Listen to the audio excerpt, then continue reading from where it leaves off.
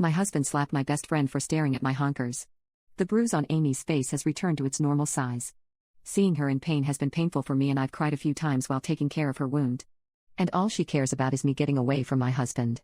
A few days later, my husband came to me and apologized for acting territorial and striking Amy. He said he's an alpha and can't help it when someone steps on his turf. According to him, I hate it when someone objectified my property. Sir, that sentence is a contradiction.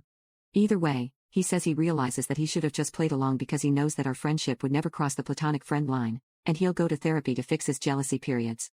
I accepted his apology because he's the father of my child. But when we had intimacy the next few days, I felt nothing. Zero connection.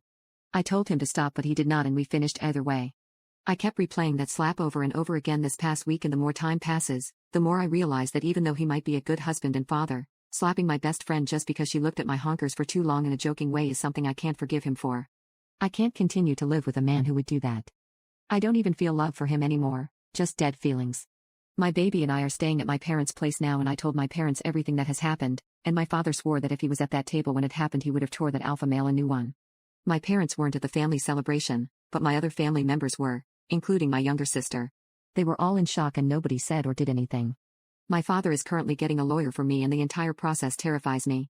My husband has contacted me already and asked why would I do this when he already apologized and said he was going to go therapy, and that isn't that supposed to be enough reason for me to stay?